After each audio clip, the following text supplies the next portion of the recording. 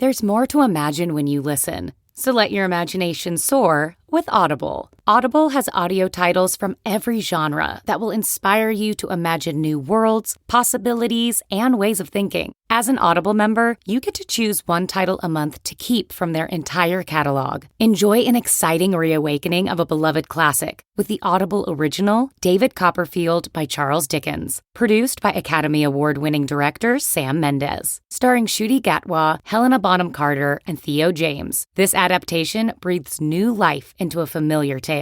New members can try Audible free for 30 days. Visit audible.com/imagine or text IMAGINE to 500-500. That's audible.com/imagine or text IMAGINE to 500-500. Are you struggling to close deals? Cold outreach is wasting the time of both the buyer and seller at every stage, especially when sellers are using shallow and outdated data. Your organization can overcome these challenges with technology that translates comprehensive, high-quality buyer data into real-time insights. These deeper insights empower sales reps and teams to adopt the habits of top performers, which leads to better outcomes, like more pipeline, higher win rates, and larger deals. We call this deep sales. And we've built the first deep sales platform with the next generation of LinkedIn Sales Navigator. Right now, you can try LinkedIn Sales Navigator and get a 60-day free trial at linkedin.com/trial. That's linkedin.com/trial for a 60-day free trial. Let LinkedIn Sales Navigator help you sell like a superstar today. Just go to linkedin.com/trial and get started. Hey guys, Garen here, your friendly neighborhood garden squirrel. Just a quick announcement, some exciting news. We are celebrating our 100th episode. We're doing a live show on Friday, September 8th at Flappers in Burbank at 7:30. Tickets are going to be $15 online and $25 at the door. We are going to have a ticket link for you very, very soon, but I just wanted to drop in and give you the big news in advance. So keep an eye out for that. And in the meantime, enjoy the show. Welcome to How to Survive with Danielle and Kristine, the show that teaches you how to survive the things that can kill you. Like ghost guns? Ooh, spooky. How about shark attacks? Nope. Toxic plants. And the things that just make you wish you were dead. Like being publicly outed for dandruff. Oh, I got vault. How about going to a family reunion and there's not even any crocodile being served? I mean, what the hell? Why even have a family reunion? Why? Here's one. Going too hard after your crush. Boy. Been there. Done that. You know what doesn't make you feel embarrassed? Our theme song? Never. Nope. Just makes you feel warm and fuzzy. Let's play it. Ground is shaking under our feet. Mountains on fire, flooding in the street. Can't breathe the air, can't fight the feeling. Gobbling down Xanax ain't the way to be dealing. Gotta do better than just getting high. We gotta stick together if we're gonna survive. How to survive. How to survive.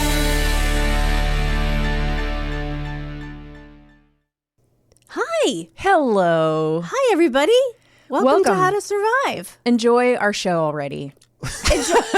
Yeah. If you're not already enjoying it, what's wrong with you? Are you having fun yet? So, Chris, Yes, you went out of town this weekend. I did. To a family reunion. I did. How much deer meat did you eat? You know what's weird? I ate 0 deer meat and Okay. sadly 0 crocodile. That's what it was. It was the crocodile. And boar. There was none served. So, what? Okay, first of all, I want to know why the crocodile wasn't served. Because this was a big lead up to the crocodile. That's what I thought was going to happen. And so I mean, you missed Taylor Swift so that you could eat crocodile, right? I know. And when we were flying in, we passed so by and I could see all the lights in the stadium. And I just was looking out the window with this feeling of deep sadness. Did you not get tickets for another date? I haven't, no. Oh, I shit. Okay. I did make a profit, a pretty nice profit off of my sales, but I couldn't make as much of a profit as I didn't make as much of a profit as I probably could have because I just Because felt you feel gross, because I right? felt Yeah, gross, I agree. so I didn't do that. Anyway, I said to my brother, "Where's the crocodile?" Yeah. And he said, "Well, the head's on the mantelpiece. You can go take a look at that." And I was like, "No, the meat." And he's like, "Oh, we didn't cook any. You could probably get Amanda to cook some tomorrow. But that wasn't that the whole draw? I mean, I don't know why. There was a lot of meat. Oh, okay. But I don't even think I ate any meat. So, really? Okay, so paint the picture. Where was it held? Okay, so Who was there? It was held at my brother's. He has a very large property out in the country. Okay. With a pond and a dock, and you can swim and fish. Wow. In his backyard. And he's a farmer now. He's a farmer? Yeah, he has 3 pigs.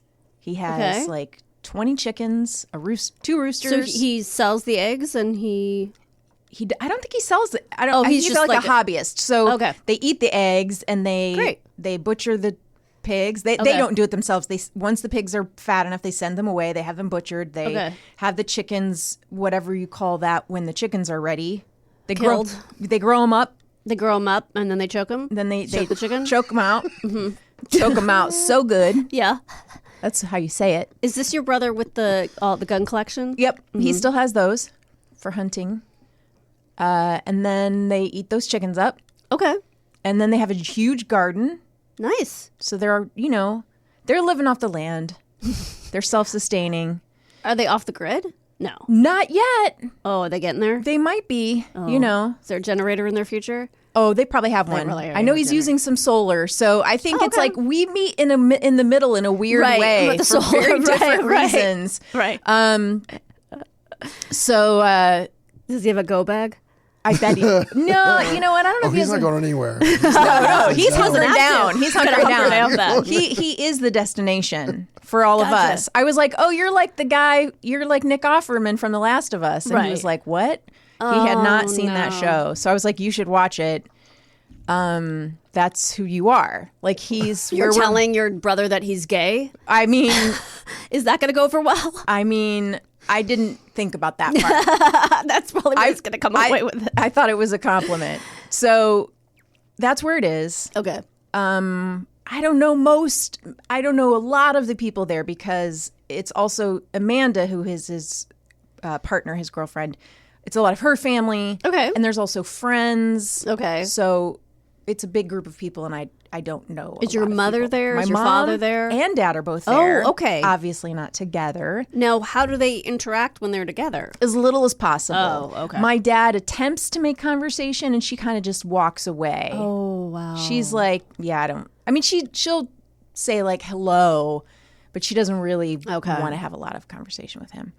So lots of aunts and cousins and people I haven't seen in a long time. Mm-hmm. It was very pleasant. No one got in any fights. Wow, I great. think, there wasn't really alcohol being consumed. There wasn't? No, that's not a good mix with my family. Oh, okay. So that was, I think there might have been a little bit somewhere that wasn't really, On display? On display. Okay. Most people were drinking pop. Okay. Pepsi, you know what it is? You can't get a Coke there. Oh, that's frustrating. I was really horrified. Everybody drinks Pepsi. I mean, even when you go here to a restaurant or something that only serves Pepsi products, you're like, why? What are you trying to do? What, You're just Yeah. trying to come in second? Like, why? When you're at a movie theater and Why? they just have Pepsi, Pepsi. I'm so Oh, that sad. makes me so mad. That's why I sneak my stuff in. Yeah. Wait, are there movie theaters that only have Pepsi? The one by us is just Really? Pepsi, and I cannot tolerate it. That's weird. I'll no, thank you. I'll drink toilet Not water. part of the generation. No. Guys, What? if you are hankering for some classic rock, I know where to send you. Okay. It is in every Uber. Oh, It is okay. A lot of in- Steve Miller going on. Oh, you will get your fill of Steve Miller, Boston. yeah. I think I heard every song by Boston. Our guest today has some very funny Yes. riffs on classic rock. Yeah. Oh, it was everywhere. I mean, of course it was at the reunion. Yeah. It was. It's just you can't get Just Sweet Home Alabama 24/7. I heard a lot of Leonard Skinner. Uh-huh. A lot of Journey, a lot of REO Speedwagon. Some hair bands came in. I heard okay. some Skid Row. Nice. That Cinderella? one song. Cinderella. Some Rat. Forgot that we were in a band. Sure. 2 T's. Yep. 2 T's to please you. Is that official? Tease you. No, they I double just- tease you. That God, should that would have be. been on a T-shirt. Oh back my in the day. God. 2 T's to T's to please you. But with a Z. 2 T's to please. Right. Yeah. So I think I have my fill now. Here's a fun moment I'll share. This did not happen at the reunion, but it actually happened yesterday. So we had like a little bit of time before our flight. So we went over to my brother's to sit on he has a big back porch, that overlooks his property. And we were sitting there. It was me and my daughter. Benji was off with my dad, my brother and his girlfriend, my mom. We're all hanging out talking. And Alex decides she wants to braid my hair. And I'm like, sure, she's going to practice French braiding my hair. Okay. And everyone's talking. She goes, Mom, oh my God, you have lice. And I was like, what? You have lice. You have lice. What? And so my brother's girlfriend comes over and she goes, let me take a look at this.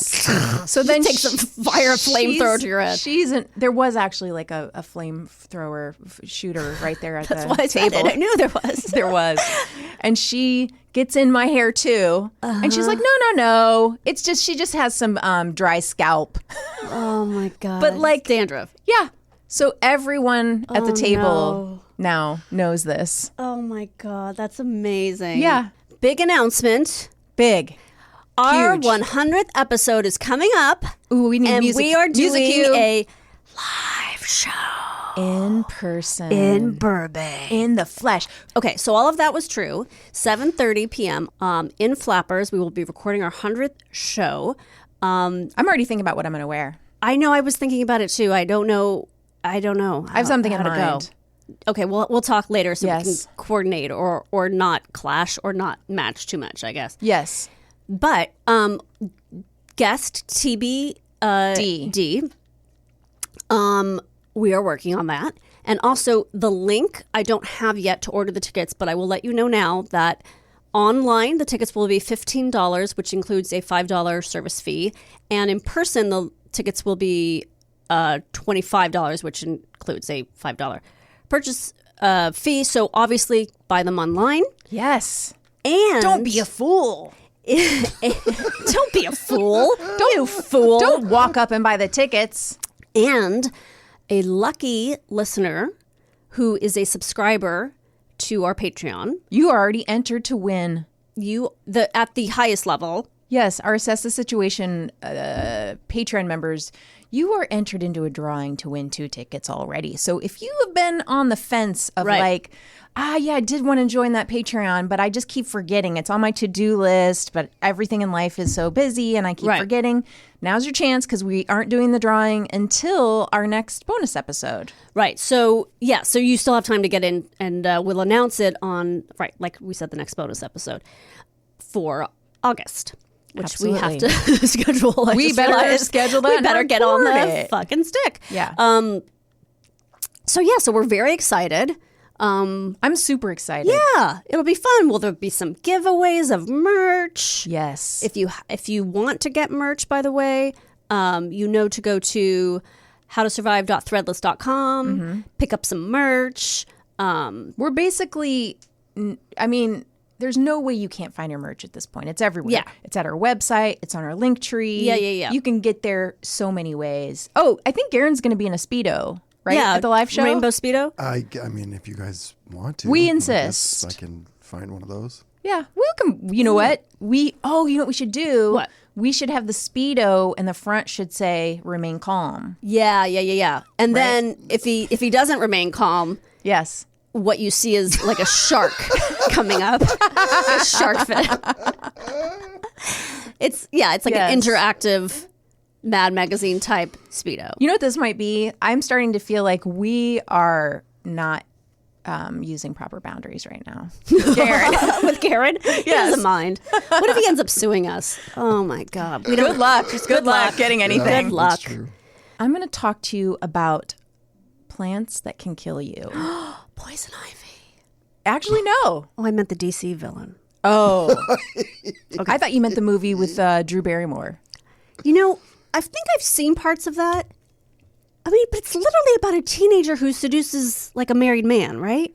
Yeah. Like that shouldn't really be allowed to be made. What I mean? where the teenager is the one who's the bad person and not that. And the married man is like, I'm innocent of this. Is that Carrie Elways? No, I think it's No, that Tom. was Crush, I think. Oh, okay. With Alicia Silverstone. Okay, same movie, but different cast. Poison Ivy has Sarah Gilbert, Is it Tom Skerritt? Drew Barrymore, and yes, it is Tom Skerritt. She just can't keep her hands off of Tom Skerritt? Nope, she can't. Famous hunk, Tom Skerritt.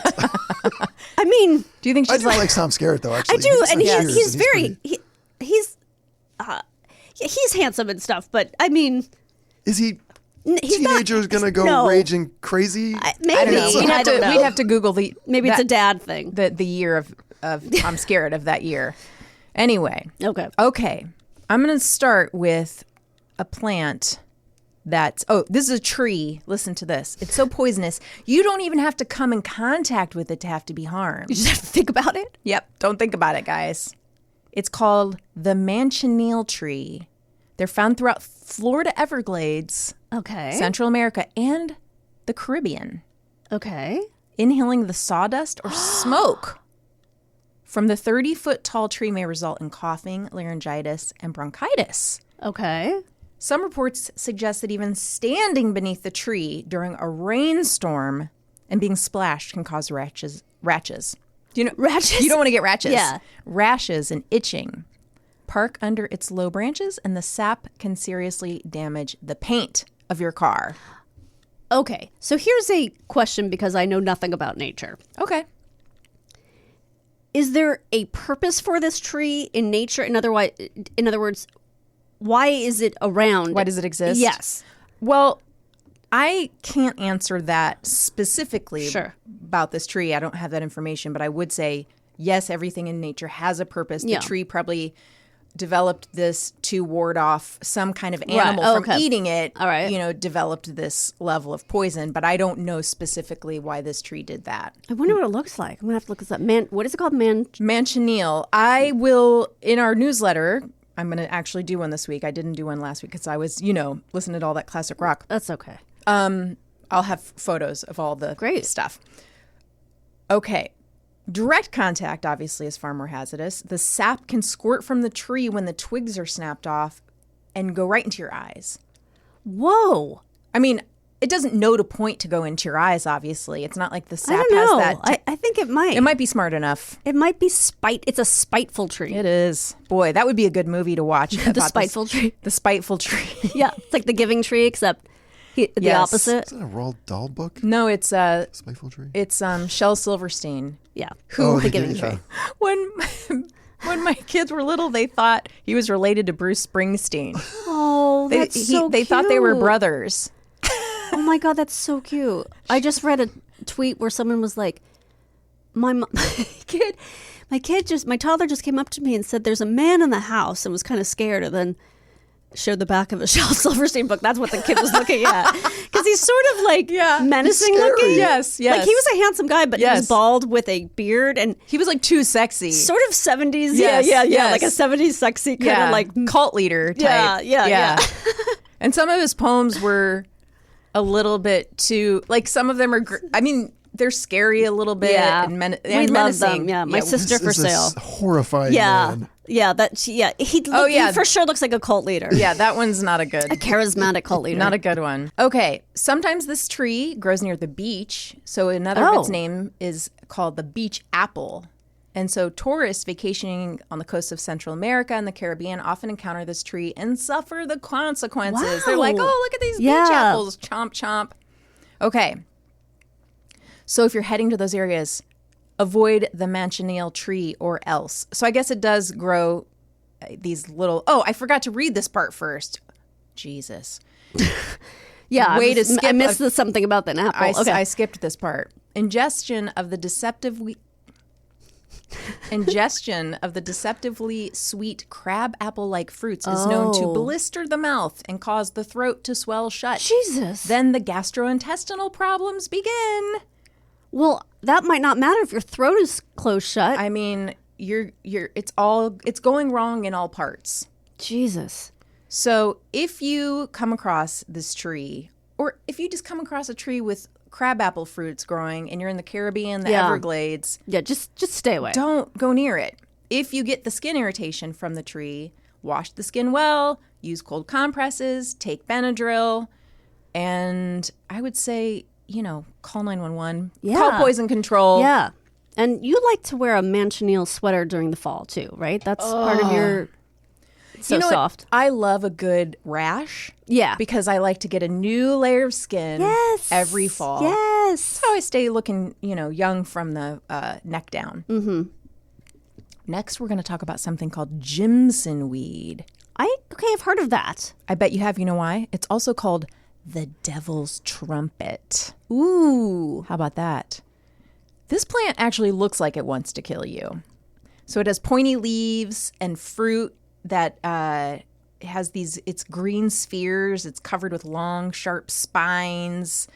It stinks. Okay. The nectar and petals of the white lavender trumpet-shaped flowers are dangerous. The whole thing, even the entire plant, is tainted with toxins atropine and scopolamine. Okay. Scopolamine? One of those. So European settlers in the New World discovered the potency, and it grows throughout Canada, the United States, and the Caribbean. So in Jamestown, some of the colonists made the mistake of having it for dinner. Oh, shit. They would have experienced dilated pupils, racing heartbeat, hallucination, delirium, aggressive behavior, and possibly coma or seizures. So this plant has also been linked to the darker arts. Oh. Witchcraft and voodoo. Okay. Because of the hallucinogenic properties. It's been used as people use it as a drug. Right. Don't do that, guys. It's really dangerous and you need to avoid it. If you accidentally ingest it, you need to call 911 for emergency assistance, call poison control. And unless this healthcare professional tells you to do this, do not induce vomiting. Okay. Unless I tell you differently as I go throughout these plants, don't induce vomiting. And why is that? Because I think that can make things worse as it comes back up. Oh. So they're going to often want you to swallow charcoal instead to dilute the properties of the poison instead of having you vomit things up. They're going to ask you to clean the mouth to remove any remaining pieces, wipe the mouth with a wet cloth, and always try to take the plant to the ER with you. Oh. So you're going to want to have that information. You're going to want to try to know. So you can sue it? Of course. File police report? Yeah, you're going to call, who's that guy? The Beard of Justice. What's his name? Yeah, the guy on the billboards. Yeah, Beard of Justice. Why can't I think of his name? James something. It's not Father James Misty, Father John Misty. No, he's got that. He was married to a Real Housewife. Why don't we know who he is? Oh, I don't know who you're talking about. Did you know that? Yeah, that's the guy. The guy who's bald? Beard of Justice. Is that Sweet James? Sweet James, yes. Sweet James, yeah. Sweet James. But is he really bald? Is he really... Okay, so that guy is married to a Real Housewife? He was. I think they're divorced Of which, now. what, Orange County, I bet. Probably Orange County. Yeah.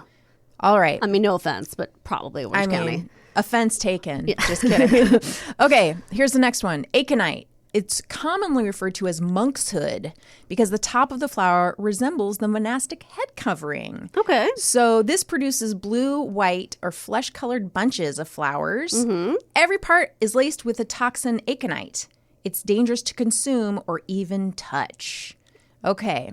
This is rare, but it typically occurs when gardeners or backpackers mistake its white carrot-like root for horseradish. Oh, no. So yeah, this is what's going to happen is you're going to have burning in the mouth, increased salivation, vomiting, diarrhea, heart irregularities, coma, sometimes death. Jesus. Just touching it can cause a tingling, numbness, and here's something interesting. People have used this in history to intentionally harm people. Nazi scientists, here we go. What? Use the plant's toxin to poison bullets. What? Wait a second. Yes. Why do you have to poison a bullet? It's already a bullet. Because you're a Nazi. Oh, okay. Got it. I don't want to just kill them. I want to also give them a rash. Exactly. I want to rash the inside of their dead body. Jesus. Shepherds in ancient Greece laced bait and arrows with aconite to kill wolves that preyed on their stock. From this latter use came another common name, wolfsbane. Sound familiar? Yes. Fans of the Harry Potter series will recognize this as the plant Professor Snape brews to help Remus Lupin turn into a werewolf. Okay, yes. So that's So Harry Potter's real, is what you're saying. Harry Potter is real. Okay. I don't think there's any debate about that. I'm sorry, I just wasn't sure. There's no cure or antidote. The treatment is going to serve to support the body and manage symptoms, right? So you're going to go into the emergency room and they're going to be like, all right, we're going to keep an eye on you and hope you don't die. They're going to, monitor your breathing, your blood pressure, your heart rate. They might be able to use some medications and some therapies, but there's nothing they can give you. Wow. And I mean, that's a lot of these poisons. They don't have some like Wolf's Bane antidote. Yeah. Here's some little fun stories. A 66-year-old woman drank an herbal tea with monkshood and needed 4 hours of medication and electric shocks before her heart rate was normal again. Holy fuck. A 21-year-old man made himself capsules of dried monkshood to treat his anxiety. Oh, sweetheart. Get on a good insurance plan. Dumb. It's, you know what? It's really hard in this country. It is. You got to make your own Wolf's You Bane. got to make your own dried capsules. One night, he took 3 before bed and awoke with symptoms of poisoning. When he arrived at the hospital, his heart rate was 43 beats per minute. He had to stay in the hospital for 48 days. Holy jeez. Yeah, that's right. All right. I think this is really fascinating. This is called white snake root. Okay. Most people You know. also heard a lot of white snake root in my God. Ohio too, didn't you? Oh, you know what? I had to climb on the front of a car Yeah. and do the dance. You did, yeah. And do the slipping around. That's what your family wanted of you. Yeah, that's what they expect when I come. Good old times. They're like, just like you did when you were 17. Let's get up on the car. Most people know that John Wilkes Booth assassinated Abraham Lincoln, but did you know that a plant killed the president's mother? No. The culprit, white snake root. So, this shrubby plant grows to a height of 18 to 60 inches. It has serrated leaves and flowers. It's small and it grows in white clusters. Okay, the plant contains high levels of trematol, a powerful toxin. Okay, so this is wild to me. White snake root causes something called milk sickness. Okay. So, people who consume milk or meat from a cow that has grazed on the highly poisonous plant. So the person affected can experience bad breath, loss of appetite, listlessness, vague pains, muscle stiffness, vomiting, severe constipation, coma, possibly death. So this was common, this milk sickness, until the 1920s, when farmers were like, oh, it's this white snake root. It's making our cows sick. So then they started getting the weeds away from their pastures and fencing cows so they couldn't wander into the woods and graze on this snake root. But this was too late for Lincoln's mother, who fought the milk sickness for 2 weeks, and then she died. Wow. Huh. Yeah. She was deaded by it. I thought you were going to say that John Wilkes Booth poisoned the bullet with the flower, like you were saying the Nazis did. That would be amazing. That would be I amazing. wish I could make that. Overkill. Well, let's pretend that's what it was. Okay. You guys have probably heard of this poison ricin? Yes. 007 movies, I bet. It's coming up a lot. It comes from the castor bean plant. Castor oil, we know this. It's like a vegetable oil. It's used in food additives, flavors, candy production. It's also used as a laxative. People think it can induce labor, but guess what? It don't work. That's right. There's no scientific evidence. So the castor oil comes from the plant's seeds, which are poison. They can be. Those seed poisonings. It's the coating of the seed. So the seed poisonings are rare. It usually involves children and pets, but they can be deadly. As few as 3 seeds could kill a child who swallows them. Oh. So kids, don't eat those castor beans. It's the dust too that can be really poisonous, where the beans are processed. In ancient times, the castor bean was used in ointments, and allegedly Cleopatra applied the oil to the whites of her eyes to brighten them. Holy shit. Yeah, people back then really did not know what they were doing. Unlike now. No, we really know what we're doing. Death from ricin poisoning can take place within 36 to 72 hours of exposure, depending on the route of exposure, and the dose received. No antidote exists for ricin. Call 911 and pray. All right, I'm going to go down to number 1 with a bullet, most poisonous. Does anybody know what it is? Oh, no. You're going to go, oh, yeah, when I say it. Marijuana. Yes. Avoid it at all costs, druggies. It'll have you leaping off a building. Mm-hmm. And if that's not poison, I don't know what is. No. Oleander. Oh. It's considered to be, by many, the most poisonous plant in the world. All parts of the beautiful oleander contain poison. Several types of poison. 2 of the most potent are oleandrin and nerine, known for their powerful effect on the heart. It's so strong, in fact, that it can poison a person who simply eats the honey made by bees that have ingested oleander nectar. So it's a beautiful plant, despite its deadly reputation. It's often planted for decorative purposes. Okay. It's native to Far East, but it's been introduced to the United States. It grows easily. It's can be 6 to 18 feet tall. Whoa. What? I know. It can be different colors. It can be yellow, red, pink, or white. Mm-hmm. It has lovely flowers and fragrance. Animals know instinctively to avoid the plant. Okay, because I was going to say there's some plants or flowers. Yeah. I guess both. That, like, if you have a cat, they say, do not have these, don't have these around. We have a couple of those, and my cat will not stop eating them. And I'm like, you dummy. And he's like, I don't know, I'm fine. They're often used for highway barriers, which I thought was interesting. It's a popular choice around new construction zones as it prevents erosion. I guess it kind of grows like a weed. But I'm also like, do we really want this just growing wildly everywhere? Especially when it smells good and little kids are like, Mommy, smell this flower, and sticking it in your face. Right. A single ingested oleander leaf can kill a child. Jesus.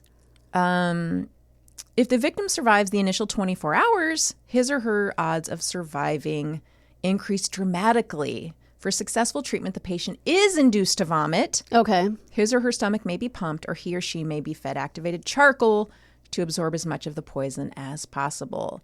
So, I mean, if you're in a situation, I would just call 911. Yeah. Immediately. For all of these.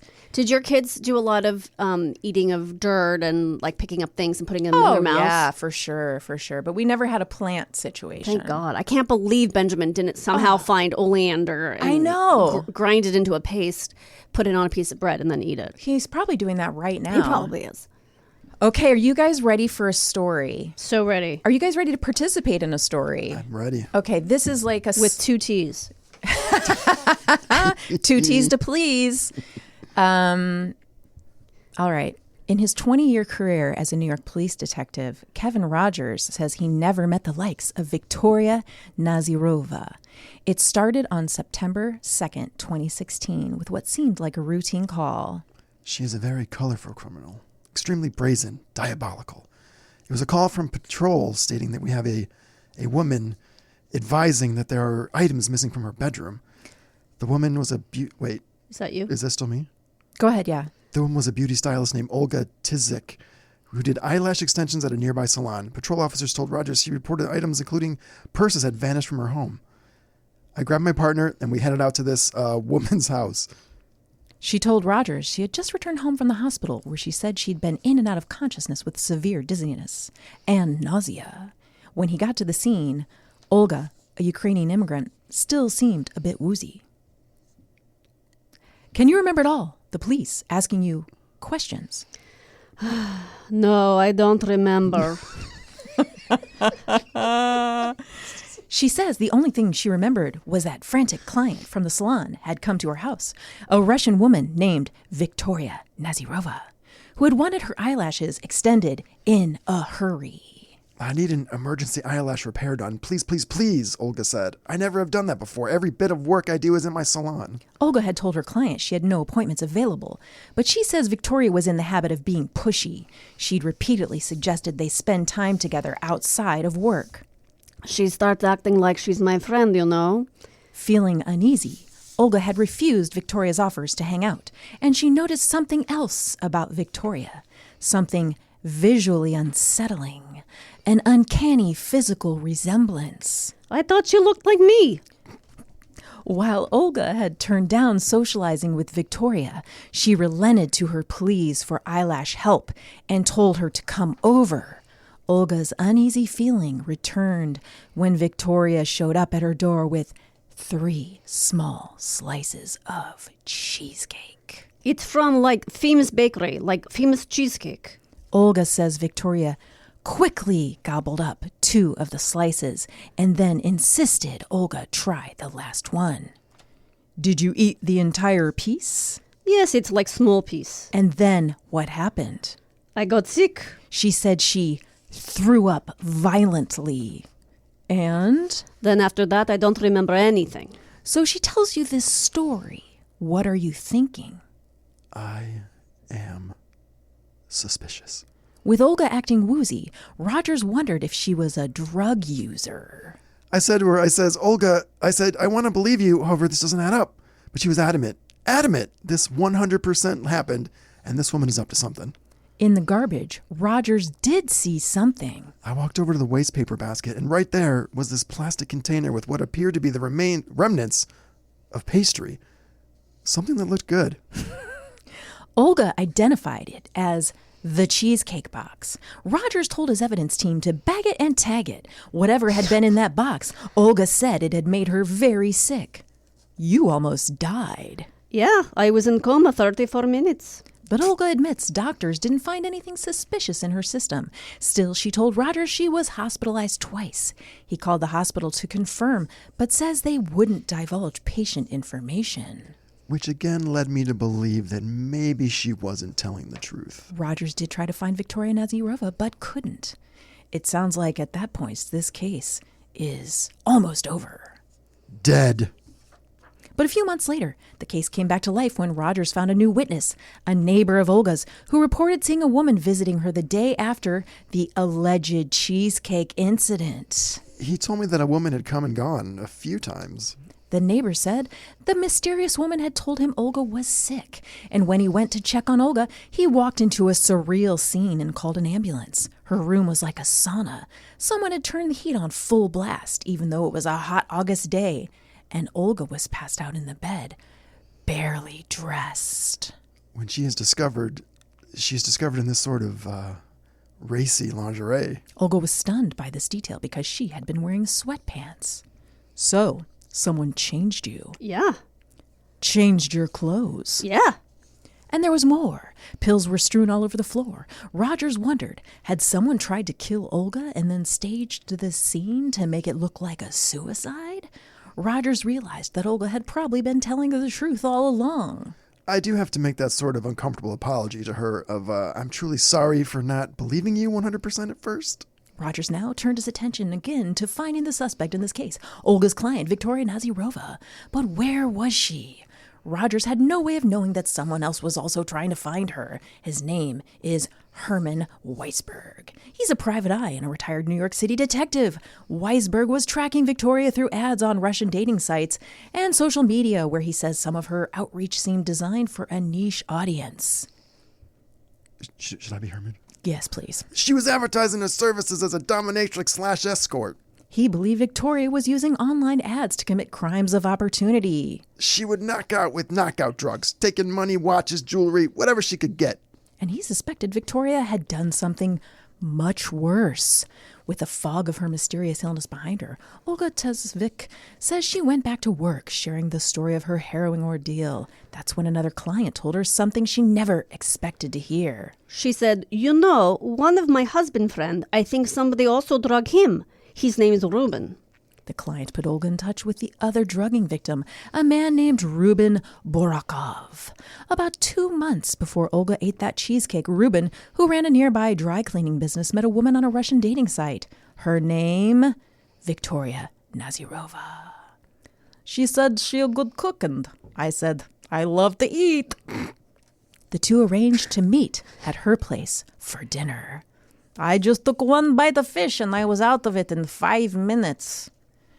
Ruben says he passed out and Victoria allegedly went on a shopping spree. She took like 800, maybe 1,000 in my, all together in cash, 2,400 in American Express. So, she's living high on the hog on your money. Absolutely. And then she brought me here. 2 days later, Ruben had still been out of it when Victoria literally took him to the cleaners. One of Ruben's employees recorded video. She is walking here and there and making some stories to my workers. Oh, we had wine. He drank 2 bottles of wine. I don't remember nothing. Luckily, Ruben's sister called an ambulance. Victoria would flee the scene before it arrived, but not before cleaning him out. I have some money in the basement, couple hundred here. She took it. She took the watch. And Ruben believes Victoria took a lot more than that. Did you almost die? I think so. That's how I was. But Private Eye Herman Weisberg says when it comes to Victoria Nazirova, Olga and Ruben may have been the lucky ones. In 2017, Weisberg began working with Nadia Ford. Nadia says her mother, Alla Alexenko, with whom she was very close, had gone missing back home in Russia. Nadia says before her mother disappeared, she had mentioned making a new best friend. The friend's name, Victoria Nazirova. Before Victoria came to New York, she was living in Russia and had become Alla's neighbor in the apartment next door. And so every day you would talk to her? Every day. Here's your mother, standing next to you. And here's Victoria. And they seem like an odd couple. Right. You just wouldn't think they'd hang out with each other. She was always trying to be very friendly with her, and my mom, she trusts everyone. In the fall of 2014, Alla had told Nadia she would be sending her daughter special gifts. Her new best friend, Victoria, would bring them. Victoria would be carrying $6,000 in cash and other valuables, including 2 fur coats, to be hand-delivered to Nadia. But Victoria never showed, and on October 5th, Nadia tried to call her mother, but couldn't reach her. How many times did you call your mother that day, October 5th? Oh, a lot, like 100. Really? 100 times? At least. I tried everything. So, what are you thinking? I got afraid because for 8 years she never happened that she didn't answer the phone. Never. I saw the last person who called her. It was Victoria. The call had come in at 11 p.m., and there were no other calls after it. I just started to have this feeling that something happened, something terrible. Hope turned to heartbreak in April 2015 when she got a disturbing phone call. Charred human remains had been found in a remote area about a 2-hour drive from Alla's apartment. Authorities called Nadia in to make an identification. I said, no, that's not her. It's just remains. And then a few minutes later, I started looking at her teeth. And you knew it was your mother. The Russian town of Armavir is about 110 miles from Krasnodar. It's important to this case because it's where Victoria Nazirova grew up and where Alla's body was dumped. Amazingly, the woman Russian authorities wanted for the murder of Nadia's mother was now living with her boyfriend in Nadia's own backyard. 4 or 5 blocks away. You gotta be kidding me. No. That boyfriend told 48 Hours that he eventually became one of Victoria's victims himself. He says not only did she steal from him, but that she killed his beloved beagle, Joey. Apparently, Victoria got very jealous of the dog getting all the spotlight in that house and decided to poison the beagle. Allegedly. On the beagle's birthday. I'm a dog lover. Yeah, so that's tough. And Joey, the beagle's demise, didn't sit well with Victoria's neighbors either. She killed his dog, that bitch. She killed his dog. But now Weisberg knew the hunt was finally over. He says he called Interpol and Homeland Security, but neither one agreed to take action, so he alerted the NYPD on March 20, 2017. The police made their move. The woman who had once posed as a dominatrix suddenly found herself in handcuffs. Rogers says the cheesecake case suddenly started to make sense. Olga had something that Victoria wanted, and it wasn't money. And it wasn't handbags. He says the instant he started reviewing police evidence photos, he saw something that made it clear exactly what Victoria was after. An ID of Olga's was found in Victoria's apartment. The picture looked eerily similar to Victoria herself. I think she wanted to kill this woman and assume her identity. To back up his theory, Rogers knew he would need to prove that Olga's cheesecake had been poisoned. When he sent the container from Olga's home to a lab, they found nothing. But when Rogers decided to send it for more extensive testing, he got a hit. Phenazepam is a sedative, primarily used at the time in Russia. It makes you sleepy? Sleepy, then coma, then death. Rogers learned that phenazepam is especially dangerous in a hot environment. Remember the heat? Remember, the heater in Olga's room had been left on high, and Victoria's DNA was on the cheesecake box. It takes the jury in her trial only an hour and a half to reach a verdict. Guilty of attempted murder in the 2nd degree.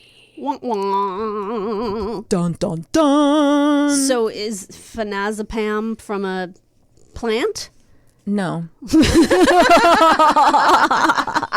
What is the connection here? What is it from? I don't know. I just thought it was a really good story. But it is from some plant, right? Yes. Okay. I mean, originally... No, it's a really good story. I just thought it was... That poor woman. I had to cut so much out. There's more. There's more like death and there's more destruction. craziness about That's crazy. the woman who lost her mother. There's a lot more to this story, and it's a lot of, I don't want to say fun because, she hurt a lot of people, but it's just so bananas. It's totally bananas. This woman's so bananas. So I just felt like you guys needed to hear it. Yeah, no, it was and there were great. so many characters that I was like, the only way we can do this is if we a little playlet. We have to do a playlet. The How to Survive players. Once again, How to Survive players. Once again. Thank you so much for listening to my tales. That was awesome. That was great. And we'll be right back after this.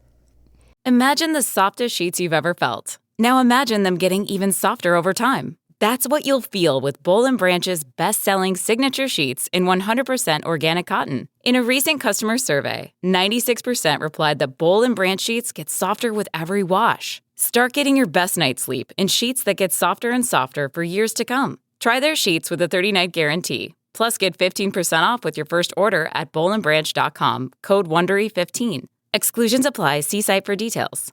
Canva presents your work horoscope for this week. Deadlines are in retrograde, which we all know can bring some intense energy. Our advice: fend off this forecast with Canva. Like Canva whiteboards to counter creative blocks, and Canva docs for clarity in communications. If you have any sales deals coming through, results will be in your favor with Canva presentations, manifesting many wins for you. It's a great week to love your work at canva.com. Welcome back to How to Survive. Kristine, how was your break? Had some texting back and forth with my mom. Oh, the remote is missing. Did she think you packed it? That is so weird. You didn't introduce me. I'm sorry. That's okay. You can jump in. Just a stranger in the room. That is weird that because my mom, I was texting with her, she needs a new Apple remote. Oh, did you solve it for her? So maybe I don't know. Maybe it's not that weird, actually. No, it's pretty common for older ladies. Strangely bizarre. We're in the Twilight Zone. But what does she want you to do from She wants me 2,000 miles away? She wants me to fly back to Ohio. I know. I don't understand. Find the remote. Does she think you know where it is? Did you take it? Guys, it's in my purse. Were you in her house? Yeah, I stayed. That's where we stayed when we were there. I was just in Ohio for a family reunion. She thinks you took the remote with you? Yeah, I did it just to fuck with her. This is payback for my childhood. It's like the opposite of leaving your scarf or your earrings at a gentleman's house. Here's what happened. Took the remote. Yes, I will get invited back to her house. Yes. I will get more of that beef roast. Is it an Apple remote or they don't. regular? They're not that highfalutin. It's a They only Magnavox. need one channel so they can watch every Chicago Fire, Chicago Med, Chicago Just need CBS. Police. Wait, and where then do they live? Ohio. Why is it all Chicago that they're into? Because that show was made for... It's made for a certain demographic and every iteration of Yellowstone. There's a prequel with Tim McGraw and Faith Hill now? I did not know that. Yeah. I did not know. How am I ever going to catch They're up? actors now, guys. If Are they they want to good? be. They're not terrible. Oh, did you watch it while you were there? Well, Were you forced it was on. So you know how there are grandparents that are like, "Oh, the kids are here. What do you want to watch?" my parents are like, "Your kids may want to go in the basement Because we're watching this show has a lot of f-bombs." Oh, my God. So let's introduce our guest. Yes. Finally, Christian Duguay is here. Yes. He is the creator of Valley Heat. It is. If you're not listening to Valley Heat, people, It's so funny. get your heads. I mean to our listeners, get your heads out of your asses. Yeah. No, it's really funny. So I'm late to the game, and my son and Oliver's actually, full disclosure, in the other room, and he just came in to meet Christian because we just both started listening to it, and we're hooked. It's really, really, really funny. It's a scripted, comedic podcast. Yeah, it's roughly scripted. It's it's like a kind of, I guess. But Christian's created this entire world in the Rancho Equestrian District of characters, plots. It's so many songs. The commercials delight me. Yeah. I have friends across the world who listen, and we. Oh, really? Yeah. We are always texting jokes that we like back and forth to each other, and that's cool. There's a one of these like, and you have a Patreon for it, which do a Patreon or don't do a Patreon, but like his Patreon really is so worth doing because it's not a long season. You have like 1.5 seasons right now. They take a long time to make. Yeah, and I was sidetracked with TV thing, around the podcast, and then now the strikes happen, so I'm able to go back and work on it. But it takes a long time to make. And I would imagine. I guess the point being that I do it by myself, but it's such a specific thing. Yeah. That I've tried to have people help. But it doesn't work, not yet at least. Right. It's so your voice. Yeah, it seems like it's so your vision and your voice. But it's really, really funny. And like if you're a person from, I think maybe a certain generation who gets all these, like these song references are killing me because I'm like, oh my God, this was so the music of my childhood in the Midwest of like me too. Classic rock. Yeah. Just that like the riffs on like guitar solos of Boston or the just like there was on one of the episodes, I just have to geek out on your show a little bit. There was like, Doug is in a fight with somebody over, I think, a Michael McDonald. Is it a Michael McDonald song? Oh, that was on Good Morning Burbank. Yes, it's on Good Morning Burbank. That really happened. It did? It wasn't Michael McDonald sings on the song. It's What a Fool Believes. Yes. And it's like, wait. What is Good Morning Burbank? Because I don't know. This is the Patreon. It's their bi-weekly. It's like an addendum to. They're small, they're like supplemental episodes, but they're full storylines. It's really funny. Oh wow, okay. And they take about a week or two to make each one of them. Okay. And the one she's talking about, a lot of them are based on some things that really happened. And that was a close friend that I always had an issue with. Yeah. We got into a fight about the meaning of what a fool believes, and that was the end of our relationship. Seriously? Yeah, but it wasn't about the song. Right. It was but it kind of was.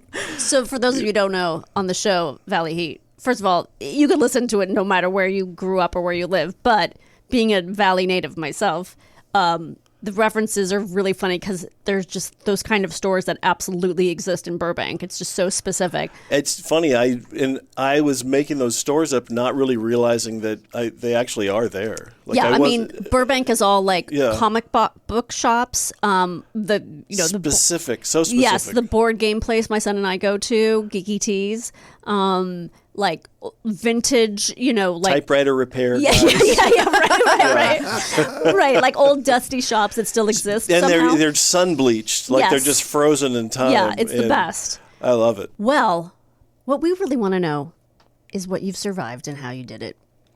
Well, you asked me what I've survived, and I thought that it would be actually with my kids, the age they are, just starting to get into relationships and getting their hearts broken. Oh. I just have this long history of very dysfunctional relationships. Okay. And I went through a lot of infatuation stages that I thought I would talk about. Great. I think we can all relate to that. Can you relate? I can't. No, you can't, Kristine. Well, can you? Yes. Is that what, I guess before I came in, I wondered, well, is this just what everyone goes through? I mean. Does everyone go through just terrible relationships forever and then you find a good one?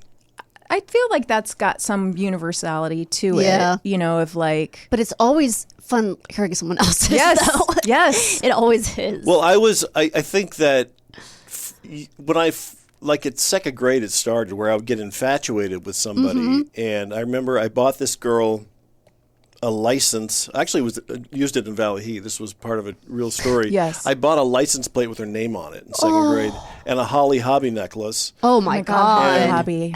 So, I'm always just like clutched our hearts. Holly Hobby? Our second grade versions of ourselves are swooning. Exactly. Yeah, you guys know what that is. Yes. Holly Hobby. Yes. Oh my God, yes. And I think it's still around. But it's funny. It started then where I felt like you couldn't just have a crush on somebody. You had to do something about it. Okay. So my answer was always, well, get her something. Yeah. But I didn't know how to give it to her, so I told her I found the necklace on the ground. Here's a dirty piece of jewelry. I found Holly Hobby a brand new necklace. Yeah. And then later that recess, I was like, I also found a license plate with your name on it. Oh my God, that's so cute. And then later I had to tell her that I bought the license plate, but I found the necklace. So it was like a half lie. Yeah. How did she's she like, I don't react? trust this guy. Yeah. How did she react? Yeah. I mean, it was second grade. I don't think she would know how to react. Yeah. And I It's think like, that was what I experienced a lot was I think I came on too strong when I was that age.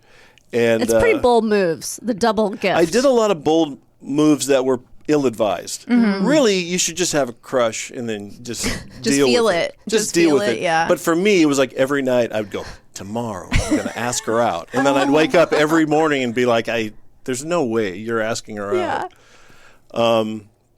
But then after that, there was another girl in 3rd or 4th grade, and I had written that I loved Julie all over this folder. Oh, no. And someone found it on the...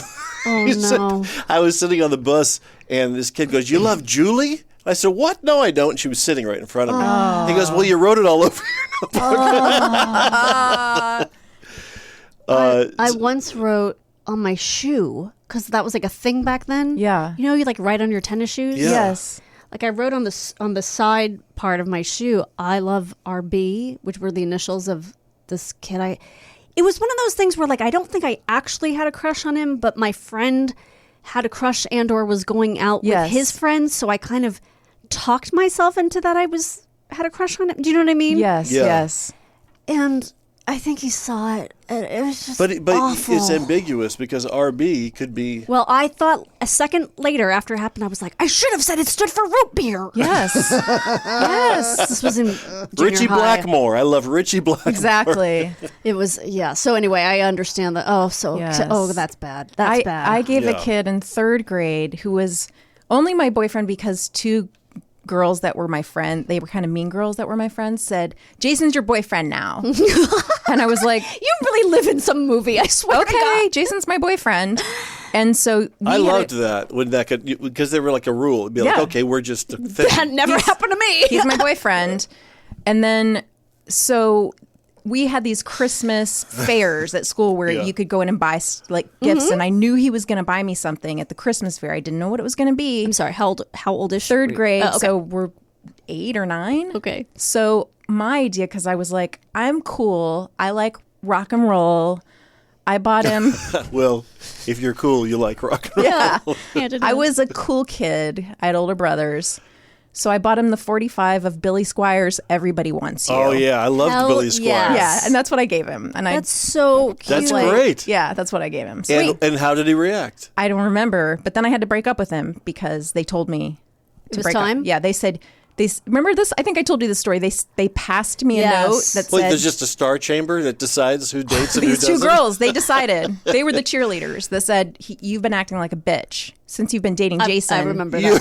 And now you have to break up with him. 8-year-olds. This Lord of the 8-year-olds. Flies school Yes. we were going to. It's amazing. Yes. Wait, That so they had that kind of control. Yeah. I know this is not the point of the story, but you're telling me that at the school fair they sold a 45 of Billy Squire? I'm pretty sure I got that from Kmart. Like, Okay, I all think right. I was like, you're not going to get something cool for a boy who is the captain of the A squad football team. Wait, I don't PS. understand. You had football and cheerleaders Well, in it was 3rd grade? It wasn't through the school. It was like it was Pee-wee football. Okay. All right. Well, I love how bold you were because Yes. it sounds sweet and not gross.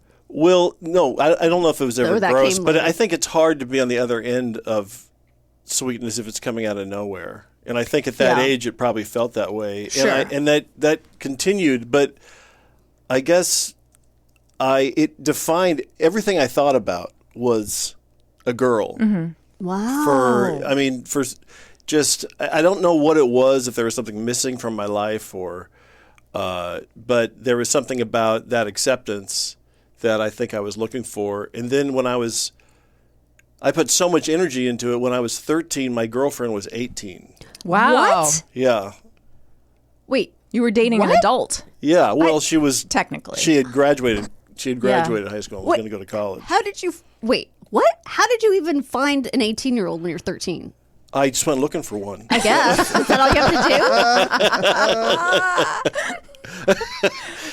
do? Well, it was my best friend's stepsister. Which sounds like a porn and video. what was wrong with her? Because that's really fucking weird. What's wrong with her? Yes. I don't know. I don't know. Well, he was tall, probably. Did you look older than And you he were? was probably. I don't know. I mean, I don't. Did you give her a Holly I Hobby didn't necklace? feel like. I think she'd grown past that. Wow. And then how long did you I date got her for? Billy Joel album. Good call. Good call. Glass houses. Did you date for a long time? We dated for. Actually, the funny thing is that was probably one of the better relationships. And then it was, we both really liked each other. And then my family moved from Arizona to Maine, and then I went back to this, I didn't know what to do, and I would continue fixating. There was a girl when I was in high school that we would stare at each other. They were always older. These girls were always older. After that relationship, they were always older. Did you have older sisters or something? No. Did you have any sisters? No. Okay. Interesting. Okay. My family was wolves. Oh, gotcha. Now it all makes. Did your family know you were dating an 18-year-old? They did, and I mentioned it to my mom recently because I was thinking about talking about this. And she said, "Yeah, I really had a problem." Sorry, she said I really had a problem with that, but she didn't voice it. She didn't have a problem with it. I mean, No you one were did. in junior high, and she was about to go to college. Yeah, it's true. So weird. It's true, but it didn't feel weird. I don't Okay. know. Maybe it is weird. It sounds absurd, It sounds absurd. but it didn't seem absurd Okay. for some reason. All right. Maybe you were very mature. Maybe, or I just remember it wrong. Okay. Yeah. Right. But then we moved, and then I again was infatuated I didn't really have a girlfriend. All of high school, I was infatuated with this one girl.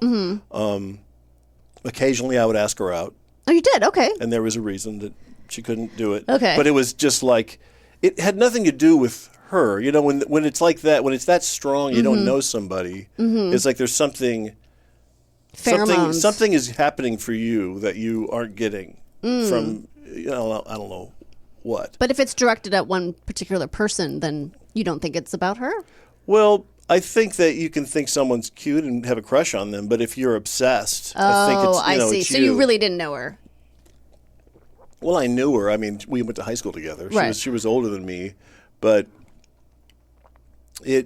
I've just been thinking a lot about it because my kids have both, they started dating here and there, and a few things have happened where the one thing I think I got out of it that's good is that I can say I relate to having your heart broke. I can relate to liking somebody, but not being liked back necessarily, and not knowing what to do and feeling rejected. And I didn't have anyone to talk to about that when I was a kid. I mean, my parents were great, but they also, Right. I couldn't relate to them like that.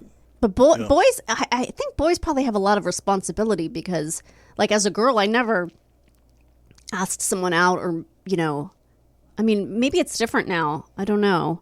But, like, the boy has to make the move. And that's, like, a lot of that It must is, be. yeah. You must have felt like. You're just putting yourself out there Over and over again. yes. Yeah. Getting yourself. Yeah. Yeah, but I always thought if I could just put this energy into anything else. Right. But I put so much into it where I would end up dating, at least for a while, somebody. Yeah. And when I went to college, I had like all my girlfriends were older. Okay. Briefly, but I was never their Professors. equal. I was always a kid trying to make sure I was, but feeling less than, but wanting that approval. That's so interesting that it was always older. So the balance It was for a long time. The balance was off a little bit, maybe. Yeah. Did it feel that way? Yeah. So and you so were I sort didn't. of- Yeah, I didn't have any. I didn't have a girlfriend in high school. I did in college briefly. I mean, not briefly, maybe a couple of years. But it was like I'm saying. She was the where- dean. Yeah, she was the dean. She was the dean of the college. Yeah. Wow. And then after college, did you still date older women? I don't think so. I might. I mean, I have since then, but no. I think that maybe I kind of balanced out and became more healthy. And I mean, nothing happened. There's nothing wrong with dating older women at that age, of course. I was just curious if it was like a thing that kept. I think that what it had to do more with was I was trying to do. It's you want what you can't have. You're chasing after a person who seems inaccessible, which again doesn't have anything to do with them. Right. It's your problem. Right. Right. So have you ever tried to figure out what it was that made you? I have, and I have never. I don't know what it is. I really don't. I think it's also like your hormones are raging at that age, and you probably don't know what to do with it either. Maybe. Yeah. And maybe I don't know. Some people had girlfriends or boyfriends in high school. Yeah. It seems like that would really prepare you for life, and relationships. And I think I guess one of the important things is if you don't learn to relate to whoever you're attracted to a partner in some sense as a kid. You go into adulthood without being able to do it. And then I think that was true for me. Same here, 100%. I did not have a boyfriend in high school, and I definitely feel like I made mistakes dating that I should have made earlier. Yeah. And you know what I mean? I should have had some knowledge in my pocket. Yeah. It wasn't for lack of wanting one. I just never had a boyfriend. So, yeah, I do agree. It's ideal if you could get a little bit of that out of the way. Yeah, just a little bit to learn to. I always admired that. I'd be like, oh, they're a couple. Yeah. They can just go and sit in a car and have a conversation and not be nervous and talk to each other. Right. What were you going to say, Kristine? Oh, I guess I was just going to ask, when do you think you sort of figured it out? Or when do you think it got better and sort of more maybe stable or healthy or? It's hard to say. I mean, you're like, it hasn't. I'm happily married, but another thing that happened when I was in college is there was somebody that I knew. I don't want to say where I knew her from, but I knew her when I was younger, and then I was in college and ran into her, and we started dating, and I became very infatuated with her. Mm-hmm. And it was this thing where she was a little older than me, and I couldn't keep up, and she cheated on me. I actually found her in a cinematic way in a bathroom. Oh no! Yeah, it was, and then I left. I was thinking about just telling that story when I came in here because it was on a Christmas break in Boston, and I just walked through Boston. I had nowhere to go. So I was staying at her house, so I just walked. Wait. So hold on. Paint the picture. So you're staying at her house. So it's a Christmas break. You're not both attending the same college? No. Okay. But it's in Boston. Okay. So you go and stay at her house. And it's this really nice 4-story Cambridge. Like with her parents? Is that what you mean by her house? No, it was like a relative's condo that she stayed with 3 other girls that they went to an art school. Okay. Yeah. And so I'm staying there. It's New Year's Eve. We go to sleep after partying, and then I wake up and there's someone else there. What the fuck? Yeah. And I just walked out into the snow. It was snowing. It was freezing. I remember walking across the Charles River not knowing what I was going to do and just sitting at the Christian Science Center. I went to Berkeley College of Music, so I spent a lot of time there. But there was no one on the street, and I just sat there smoking cigarettes. And then later I even tried to get back together with her because I was, I know. So but wait, that's you're literally in the same bed with her, and then she gets up and goes to the bathroom, and there's some... Did the guy stay from the party? What it was New Year's Eve, and so it was around 12 or maybe 1. They were probably wandering in from another party. I think he was a professor from the school. I know. He was just so... and you caught them in the bathroom. It was like a beefcake kind of guy. Oh, beefcake professor. That's the worst. Beefcake professor. That's like I'm picturing a calendar of a guy with glasses holding them in his mouth and no shirt. So they came over, and then Yep. then they were all kind of hanging out, and then I went back to sleep, and then I woke up in bed, and she still wasn't there, and then I went up to the top floor, and found them. Oh. But then, years later, she contacted me and told me that she had gotten pregnant from me. What? And had an abortion. Yeah. Oh my God. Yeah. So she was going through a great deal, too. So what was that? Wow. Now, this is fascinating to me. What was your reaction to that? Well, I mean, how else could I react but sympathetically? I mean, imagine what she went through. I mean, she had to do it all by herself. I had no idea. Yeah. I mean, Right. I wasn't going to be mad, you know. No, I don't. She was I'm just 18 curious. years old. I was just curious if, from a man's perspective, it's like, well, that's something I would have wanted to know. Or, It is. Yeah. It is. Yeah. It definitely is. But I can also understand. I at least in that situation, I thought we were kids, and She did the she decision, really yeah. and she had. I mean, this was like therapy for her to tell me, you know, Oh, 'cause wow. she had been living with that, Right. But I think the important lesson is that, you know, when you pursue someone too much, you really just get into a dangerous area. Yeah. So- my thing was always, how can I be more interesting to Oh, this well, person? see, that's you a good know? approach. Well, it wasn't healthy. It was like a I mold healthier myself? version How of can a I mold problem. myself? Yeah.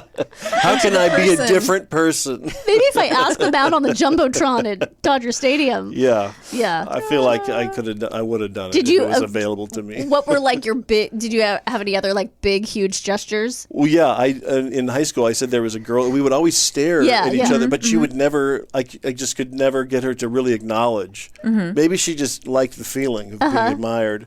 But at the end of when they were going to graduate, she was a senior and I was a sophomore. I went and bought roses, a dozen roses. Oh my God. And our lockers, it was in Maine, so there's no locks on most of the lockers. Yeah. So you could just so I just put them in there with a note. And all that happened was she said, "Thank you so much," and I said, "Sure." And that was it. It's very sweet. It was sweet, Yeah. but it was painful. Yeah. Yeah. I went through a lot. I mean, it consumed me. Yeah. I got to get the roses. Yeah. Have you ever had big gestures thrown at you, Kristine? Yeah. I had a guy that did a lot of stuff, and It's too much. I was not. I mean, I was pretty clear that I wasn't into him. See, that's the thing I'm getting at is the reading the room Yeah. thing. Okay, so And you were pretty clear. He was one of my brother's friends, so he was, he was older. He was like 5 years older than me, and I mean, I think I was an adult, but it was still like, this is not going to happen. And he would send like these big giant packages of chocolates to my work, and like, Whoa. he took me to Las Vegas. Wait, you went? Well, she was drugged. Did he kidnap you? The chocolates were drugged with plant poison? No, I was like, we're just friends. And he's like, I know. But we're going to go to Vegas. And I was like, nothing's going to happen. Okay. And he's like, that's fine. But I really want to take Yeah. you. But he booked one room. We actually stayed with his family. Okay. But I think he was very, like, his family, I think, had the impression that we were together. Mm-hmm. And so I kept having to sort of remind him. Yes. I mean, I tough. was only like 19. So I think I was also very naive about what kind of boundary, like, Yeah. I don't think I was smart enough at that point either to know, like, you can't just go to Vegas with a guy Right. Yeah. that likes you and be like, we're friends. Right. I mean, I didn't let anything happen, but And I had that problem too with boundaries, both directions. I think I've continued to struggle with knowing what my own boundaries are, of saying yes to things. And then I think the other way around too, where it's like you're into somebody. It's like, well, if they said no, Right. See, you just have to put them out of your mind. That's the thing I don't get, and that I see. That's kind of what I was getting at, was that with certain men who, like, how do you think this is going? Like, how do you not see how the other person is reacting? Yeah. Like, I also think there's so much perpetuated in popular culture and romantic movies where it's this dynamic of the woman doesn't like, it's this dynamic of they don't get along and she keeps saying no and there's this tension. Right. But eventually they come together. And so I think there is an idea that like men think, well, if I just keep working at it, I'm going to chip away at her and then eventually she's going to see how great I am. Yeah. But I think in real life, that's not how it works. No, you don't usually like, well, in the beginning, we hated each other. Right. Really, it's more about you really don't respect yourself. And so you're looking outside for a mirror that says you're okay. Yeah. And I think that was probably what it was for me. You know, it's just learning, having my own direction and having my own life and goals. Yeah. But I started. I mean, second grade, you don't have goals. So so like when I was little, I think that I got into this pattern of, that's how you're okay, is if a girl likes you. Sure. I mean, it makes sense. Well, this has been so interesting. Thank you so much, Christian. And everybody listen to Valley Heat because it's super funny and it just has a weird, like, hypnotic rhythm that you get into. It's really, really good. So thank you so much for being here. And we will be right back with What Did We Learn Today? This episode is sponsored by AutoTrader. There's a good chance you're driving right now. Look around. Safely. What do you see? Cars. Lots of them. And guess what? They're probably on AutoTrader. Whether you're into timeless classics or the latest trends. Did somebody say solar-powered, eco-friendly, vegan, leather-wrapped, aromatherapy-scented, disco ball-equipped, self-driving car? If you see it on the road, you can likely find it on AutoTrader. Big cars, small cars, blue cars, new cars, used cars, electric cars, and one day, maybe even flying cars. With millions to choose from, buying a car becomes a whole lot easier. See it, find it, AutoTrader. Find your next car on autotrader.com. This podcast is brought to you by eHarmony, the dating app to find someone you can be yourself with. Why doesn't eHarmony allow copy and paste in first messages? Because you are unique, and your conversations should reflect that. eHarmony wants you to find someone who will get you. How are you going to know who gets you if people send you the same generic conversation starters they message everyone else? Conversations that actually help you get to know each other. Imagine that. Get who gets you on eHarmony. Sign up today. Kristine, are you ready to learn what we learned today? So ready. Here's 1992's Poison Ivy plot. Dejected about her relationship with her father, Daryl, Tom Skerritt. Oh, so Daryl is her... Oh, I see. A teen girl, Sylvie Cooper, Sarah Gilbert, grows closer to a fiery fellow student named Ivy, Drew Barrymore. But as much as Sylvie craves Ivy's wildness, Ivy, in turn, is attracted to Sylvie's comfortable home life. Ivy seduces Daryl in an attempt to have that life for herself and also takes steps to kill Sylvie's mother, Georgie, Cheryl Ladd, who is seriously ill, making it look like Sylvie is the guilty one. Oh my God, that is complex. Contrary to the plant, the Devil's Trumpet, the devil is much more famous for his fiddle playing until his embarrassing defeat in the state of Georgia. I thought the same thing. I was like, he is a one-man band, that devil. He's got those things where you clap your knees together and cymbals, you know, simple knee cymbals. Sweet James was indeed married to a Real Housewife not long after filming for season 16 of The Real Housewives of Orange County kicked off. Noella Berenger's husband, Sweet James it's not Berenger, it's Bergener. Sweet James Bergener served her divorce papers from Puerto Rico. Interesting. Ohio has the most hood dens per capita of any other state. Whitesnake has no comment about this statistic. Garen is now available for any voiceover or acting opportunities. Great. Holly Hobbie is a fictional character and children's toy created by American painter and illustrator Denise Holly Hobbie. Her name is Denise Holly Hobbie? Mm-hmm. Yep. That is insane. You just blew my mind. I know. I actually knew that. I didn't know the Denise part. I thought her name was just Holly Hobbie. In the late 1960s, at the encouragement of her brother-in-law, Hobby sold distinctive artwork of a cat-loving, rag dress-wearing little girl in a giant bonnet to American Greetings in Cleveland, Ohio. The artwork, based on Holly's own children with rustic New England style of bygone era, became popular, and her originally nameless character, identified early as Blue Girl, became to be known as Holly Hobby. I had Holly Hobby color forms. Oh, yeah, I remember that was those. extremely exciting. Did you have color forms? I loved color forms. I feel like I also had Holly Hobby bed sheets. Very possible. And I often was dressed as Holly Hobby, I think, in long prairie dresses. Really? I didn't have the bonnet, but I think my general look at that time was in a... There are definitely pictures of me with a bonnet. Yeah. When I was younger.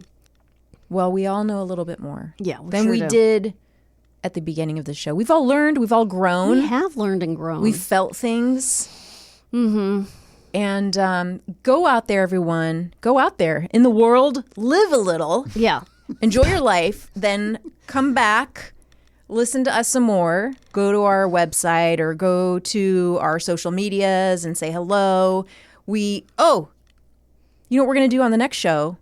We're going to read some of your names. Yes. We didn't get to it today. In some messages, I think. But we have some letters to catch up on, and Yeah. we have some thanks to give to our Patreon members. We haven't done that for a while, and we owe you big time. So thank you. Right. And until then, remain calm.